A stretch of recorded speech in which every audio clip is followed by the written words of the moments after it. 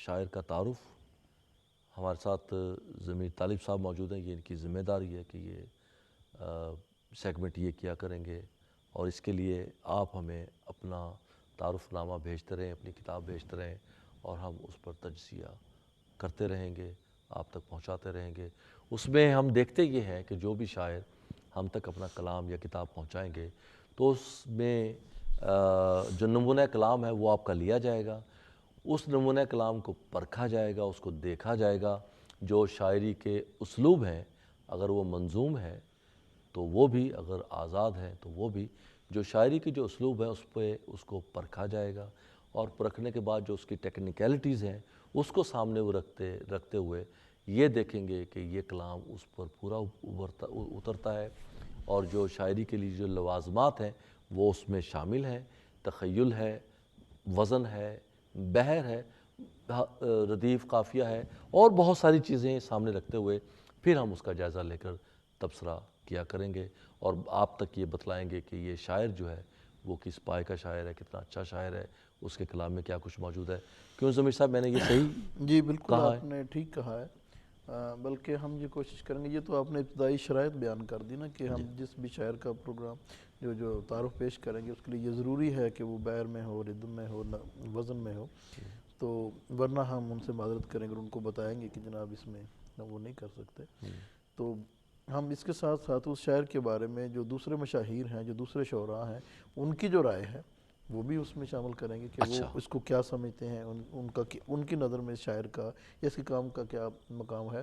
اور دوسری میں ناظرین سے یہ گزارش کرنا چاہتا ہوں کہ یہ ضروری نہیں کہ آپ شاعری ہی کرتے ہوں، اب کوئی بھی کچھ کتاب بھی لکھ ہو. چکے ہوں، ناول لکھیں، افسانہ لکھیں، نثر لکھیں، جو بھی جس قسم کی بھی کتاب لکھتے ہیں آپ ہمیں بھیجیں.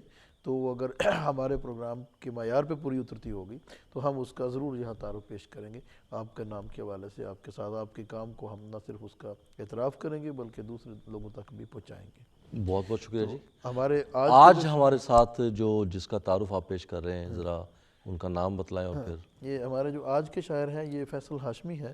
یہ ناروے میں ہوتے ہیں، پاکستان سے، گجرات سے ان کا بیسیکلی تعلق ہے. اوسلو میں. یہ اوسلو میں ہوتے ہیں، ناروے میں. اور یہ ایک بڑی پڑھی لکھی فیملی سے ان کا تعلق ہے. مسعود ہاشمی صاحب کے بھائی ہیں. مسعود ہاشمی ہماری تنقید نگار، تنقید اردو ادب کی تنقید میں ان کا ایک بہت بڑا نام ہے.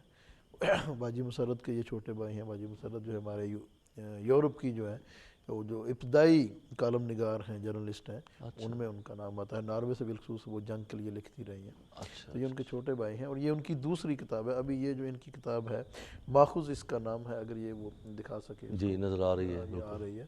تو یہ آزاد نظم کہتے ہیں. ان کی پہلی کتاب جو ہے کسی حیران ساحت میں، اچھا. آج سے غالباً کم و بیش 15-16 برس پہلے یہ ان کی پہلی کتاب آئی تھی. اچھا. تو یا شاید اس سے بھی تھوڑے زیادہ.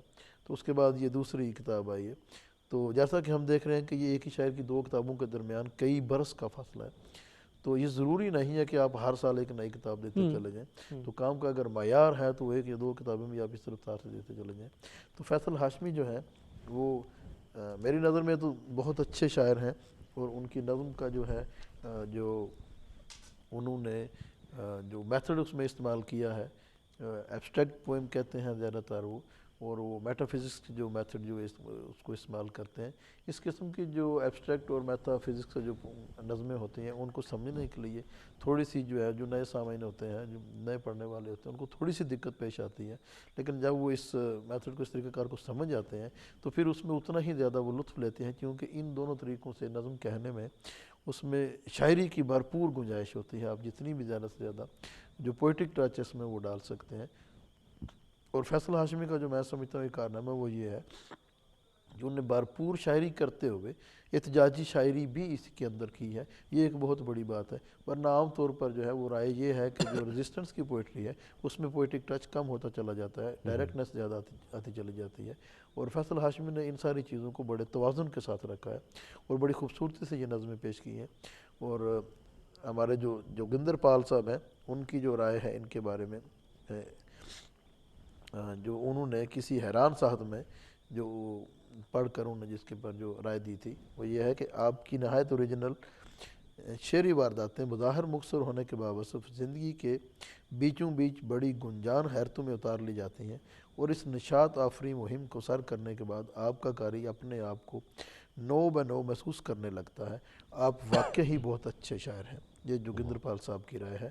اور جو محمود ہاشمی صاحب ہیں جو ان کے بڑے بھائی ہیں، ان کی جو رائے ہے وہ یہ ہے کہ آپ کے مجموعے کی ہر نظم مجبور کرتی ہے کہ اس میں شامل دوسری نظمیں بھی پڑھی جائیں، اور یہ بالکل درست ہے۔ عام طور پہ نثری نظم یا آزاد نظم کو کم پڑھا جاتا ہے۔ غزل کا جو ریسیونگ سیٹ ہے وہ ظاہر ہے کہ وہ بہت مضبوط ہے، لیکن ان کی نظمیں جو ہیں وہ مجبور کرتی ہیں کہ جب اس کو شروع کریں تو نہ صرف کہ اس نظم کو پورا کریں بلکہ اگلی نظم کو بھی شروع کریں۔ چنانچہ میں انہیں پڑھ رہا ہوں ایک دو مرتبہ اور بار بار۔ شکریہ کہ آپ نے اس زمانے میں جب کہ شاعری بالخصوص آزاد شاعری اکثر صورتوں میں خستہ و خوار ہو رہی ہے، مجھے موقع دیا کہ میں اس ضمن میں عمدہ نظم کا مطالعہ کر سکوں۔ واہ، اسی طرح بلراج کومل صاحب جو ہیں، وہ ہمارے جو انڈیا سے بہت بڑے ایک نام ہے شاعری میں، ان کی رائے ہے فیصل ہاشمی کے بارے میں کہ فیصل ہاشمی کا شمار میں جدید تر نسل کے ان اردو شاعروں میں کرتا ہوں جو پچھلے چند برسوں میں ابھر کر سامنے آئے اور توجہ کے مستحق ثابت ہوئے۔ ان کی نظمیں مختلف مراحل سے گزرتے ہوئے ایک ایسا جہان اسرار تخلیق کرتی ہیں جو ہر قدم پر قاری کو حیرت و استعجاب کے تجربے سے روشناس ہونے کے مواقع فراہم کرتا ہے۔ بظاہر شفاف کیفیت فیصل ہاشمی کی نظموں سے ابھر کر کچھ ایسے خد و خال اختیار کر لیتی ہیں کہ ان تک مکمل رسائی حاصل کرنے کے لیے بار بار ان کو قریب سے دیکھنے اور محسوس کرنے کو جی چاہتا ہے۔ بلراج کومل ایک بہت بڑا نام ہے، بہت بڑا نام ہے اور بلراج ان کومل۔ کا یہ اعتراف جو ہے وہ بہت بڑی بات ہے۔ تو اس کے بعد جیسا کہ آپ بیان کر چکے ہیں، اور کہ ہم شاعر کے جو مشاہیر کی رائے کے بعد اس کے کچھ کلام کے جو ہے وہ کچھ نمونے نمونہ، بھی پیش کیا کریں گے۔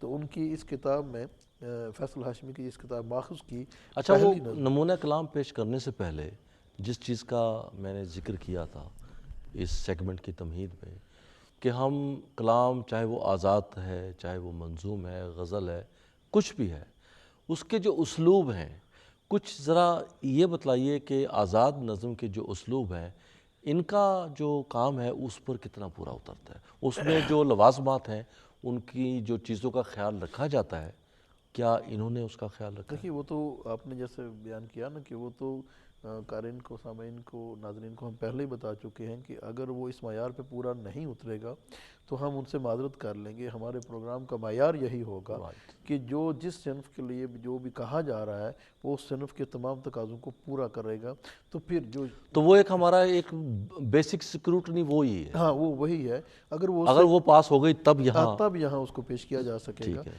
باقی تو دوستوں سے گویا ہم یہ وہ معذرت کر مرحلہ لیں گے۔ پاس کر چکے ہیں ہاں آلریڈی، ظاہر ہے، اور آزاد نظم میں جو ہے وہ قافیہ اور ردیف کی پابندی نہیں ہوتی، لیکن وزن کی بہرحال پابندی ہوتی ہے، ردم کی اس میں پابندی ہوتی ہے، صحیح، اور خیال کی اور عمدگی کا کچھ تھوڑی ظاہر بہت نغمگی اس میں ہاں بالکل کسی حد ضرور تک ہوتی ہے نا، ظاہر ہے چونکہ وزن کا مقصد ہی یہ ہے، صحیح، تو وزن اس میں ضرور ہوتا ہے، اس کا خیال رکھا جاتا ہے۔ تو فیصل ہاشمی ظاہر ہے کہ ان مراحل سے تو بہت پہلے کے گزر چکے ہیں۔ تو ان کی پہلی نظم جو ہے اس کا عنوان ہے بے رتبہ آنکھیں۔ ہاں، اب دیکھیے یہ کیسے کتنی خوبصورتی سے اس تخیل کو بنتے ہیں۔ کتنا آسان ہے یہ کہنا، یہ تیری ناکامی صلہ ہے تیرے کرموں کا، اس میں اعظم سے پہچانے جانے والے میری نیکی کی سچائی، میری جبیں اور میرے سجدے تیرے جہانوں کی گردش میں ٹھوکریں کھا کر ہانپ رہے ہیں۔ کون پھلانگ سکا ہے اس کو میرے خیالوں کی وحشت نے جو دیوار اٹھا رکھی ہے، جس کے ادھر ہے میرے ارادوں کی ایک عاجز دنیا، جس کے اندھے غار کے اندر زخمی تدبیروں کے سائے رینگ رہے ہیں، جس کے آگے ہے ایک اور ہی دنیا، شمسی نظاموں کے جلووں سے روشن دنیا، تیری دنیا، جس کے تلے بے رتبہ آنکھیں میری آنکھیں، نادم بے بس تیرے کرم کی آس لگائے کچلی پڑی ہے۔ واہ، اسی طرح ان کی جو اس میں ایک اور نظم جو ہے اس کا عنوان ہے بلاوا۔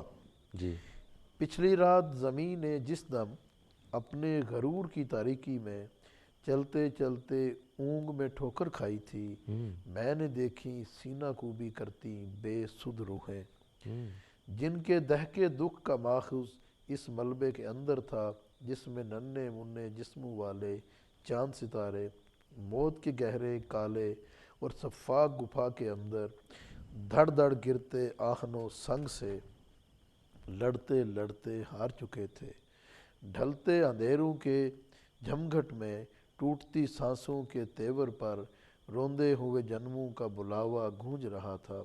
میں جو پرے تھا صدہا میلوں کی دوری پر، میں نے دیکھا غم سے بوجھل ان مسمار تہوں کے اندر میرا دل بھی کچلا پڑا تھا۔ واہ، دیکھیں یہ کتنی گہرائی ہے اس بات میں، اور یہ اپنی بات کو بیان کرنے کے لیے کس طرح کے الفاظ اور کس طرح کی یہ تشبیہیں اس میں استعمال کر رہے ہیں، کتنے نئے الفاظ استعمال کر رہے ہیں، کتنی نئی تراکیب استعمال کر رہے ہیں، اور ایبسٹریکٹ کو لیے اور میٹا فزکس کا میتھڈ جو ہے وہ ان کی تمام نظموں میں ہمیں بدرجہ ملتا ہے۔ جس طرح ان کی اگلی نظم ہے جست کے عنوان سے، اور زمین کی الماری میں، یہ دیکھیے یہ اختراع ہے ان یہ کی۔ ایک بالکل نئی ترکیب ہے، زمین کی الماری، اور زمین کی الماری میں اس نے میرے جسم کو رکھ کر مجھ سے کہا تھا، ڈوبنے والے سارے سورج، سب تہذیبیں، سچے جھوٹے اچھے برے سب لوگ یہاں سے نکلیں گے، پھر وہ رات کے پل سے پار اتر کر خالی پن کے افسردہ خاموش خلا میں آ جائیں گے۔ تم کو بھی اس پار اترنا ہوگا ایک اندھیرا روشنیوں کے بھیس میں آ کر، تم سے ملے گا اور کہے گا ادھر ہماری جانب آؤ، زہر قدوں سے آنے والے یہاں قیام کیا کرتے ہیں۔ اور پھر اس نے یہ بھی کہا تھا، کیچڑ کیچڑ روحوں کے ظلمات میں اپنی نپی تلی حکمت کے دم پر تھپ تھپ چلتے، ارض و سما کی گردش سے کچھ دور نکلتے اجنبیوں کی صورت جب تم اپنی جانب دیکھو گے، تب اس دل میں بجھ جائیں گی ازل ابد کی سان گمان میں آنے والی ساری باتیں، سارے خدشے جن کی بابت تم نے ڈرتے ڈرتے اس پاتال کی تاریکی میں آنکھیں میچ کے جست بھری تھی۔ بہت بہت شکریہ جی۔ یہ ہمارے آج کے جو شاعر ہیں فیصل ہاشمی صاحب اوسلو میں، اوسلو میں رہتے تو یہ فل ٹائم ادیب ہیں، شاعر ہیں، یا پارٹ ٹائم، مطلب کتنا ریگولر لکھتے ہیں؟ کل وقتی شاعر ہیں یا جز وقتی شاعر ہیں؟ تو اس کے بارے میں ظاہر ہے کہ آپ یقیناً دو باتیں ایک ساتھ پوچھ رہے ہیں۔ جی، تو ایک تو یہ ہے کہ آج کے دور میں یا ماضی قریب میں بھی کوئی ایسا شاعر یا کوئی ایسا ادیب نہیں نظر آ رہا جس کی جو ہے وہ ذریعہ معاش جو ہے وہ بھی اس کا جو ہے وہ لکھنا رہا ہو، شاعری ہے یا وہ جو بھی لکھ رہا ہے وہ۔ تو ماضی بعید میں تو کچھ مثالیں ملتی ہیں، ماضی قریب میں منیر نیازی صاحب کے علاوہ کوئی بھی اور ایسا شاعر نہیں ہے جس نے صرف شاعری سے اپنا جو ہے معاش بھی حاصل کیا ہو۔ تو باقی رہی بات شاعری کی، تو شاعری جز وقتی کام نہیں ہے، یہ کل وقتی کام ہے۔ ایک شاعر ہمہ وقت شاعر ہوتا ہے، ٹھیک ہے، وہ کوئی اس کا یہ لمحہ نہیں ہوتا کہ وہ شاعر نہیں ہے۔ تو اس بلکہ شاعر تو پیدا ہوتا ہے۔ ہاں وہ شاعر پیدا ہوتا ہے، اور یہ ہمہ وقتی کام ہے، یہ جز وقتی کام نہیں ہے۔ صحیح، بہت بہت شکریہ جی۔ اس میں ظاہر ہے کہ جس رفتار سے کام ہو رہا ہوتا ہے، جس رفتار سے ہمارے سامنے آ رہا ہوتا ہے، اس میں پھر ظاہر ہے کہ، لیکن اگر یہ ایسا ہو جائے جو میں سوچ رہا ہوں کہ اگر شاعروں کو ان کا ذریعہ معاش ان کی شاعری کے تھرو ہی اگر ہو جائے، کہیں کوئی سلسلے ایسے بن جائے، تو کیا آپ کا کیا خیال ہے تخلیقی عمل تیز نہیں ہو جائے؟ بہت زیادہ تیز ہوگا اور اس کا بہت زیادہ فائدہ ہوگا۔ ظاہر ہے کہ جو وقت وہ معاش کمانے میں، روزگار کمانے میں جو استعمال کرتا ہے، اس کی جو صلاحیتیں ادھر استعمال ہوتی ہیں وہ ظاہر ہے اس میں زیادہ ہوں گی۔ اس سے ویسے اس سے جو ہے نا دوسری طرف بھی اگر اس کو دیکھا جائے، روزگار کماتے ہوئے جو وہ ایک تجرباتی زندگی سے گزرتا ہے، جو اس کے وہ تجربات ہیں وہ اس کی تخلیق میں آتے ہیں، یہ بھی ایک منفی پہلو نہیں ہے، لیکن ظاہر ہے کہ اس کو اتنا وقت نہیں مل پاتا جتنا کہ اس کو ملنا چاہیے۔ بہرحال اس سیگمنٹ کے لیے آپ کا بہت بہت شکریہ، پروگرام میں آنے کا بہت بہت شکریہ۔ آپ نے بڑی معلوماتی سیگمنٹ جو ہے یہ پیش کیا ہے۔ مجھے امید ہے ناظرین آپ کو نہ صرف یہ سیگمنٹ بلکہ ہمارے دیگر سیگمنٹس اور مجموعی طور پر یہ پروگرام آپ کو پسند آیا ہوگا۔ آئندہ بھی پروگرام دیکھیے گا۔ چلتے چلتے اپنا بہت سارا خیال رکھیے گا، اپنی رائے ہم تک ضرور پہنچائیے گا، ان لوگوں کا بھی خیال رکھیے گا جو آپ کا خیال رکھتے ہیں، گرد و نواح کے لوگوں کا بھی بہت سارا خیال رکھیے گا، اور ہمارا بھی اس پروگرام کا بھی خیال رکھیے گا، وہ اس طرح کہ آپ اس پروگرام کو تواتر کے ساتھ دیکھتے رہیے ڈی ایم گلوبل ٹیلی ویژن نیٹ ورک کے پلیٹ فارم سے۔ اپنی ٹیم کا شکریہ ادا کرتا ہوں، چودھری ضیاء الحق صاحب ہیں، عدنان صاحب ہیں جو اس پروگرام کو آپ تک پہنچا رہے ہیں، ڈاکٹر لیاقت صاحب چیئرمین ڈی ایم گلوبل ٹیلی ویژن نیٹ ورک، ان کا بھی بہت بہت شکریہ کہ آپ کو اتنے اچھے اچھے پروگرام وہ ڈی ایم کے توسط سے پہنچاتے ہیں۔ اپنا بہت سارا خیال رکھیے، دوسروں کے لیے آسانیاں پیدا کیجیے، آسانیاں بانٹیے، اللہ تعالیٰ آپ کے لیے آسانیاں پیدا کرے گا۔ امجد شاہ کو اگلے ہفتے تک کے لیے اجازت دیجیے، شب بخیر، اللہ حافظ۔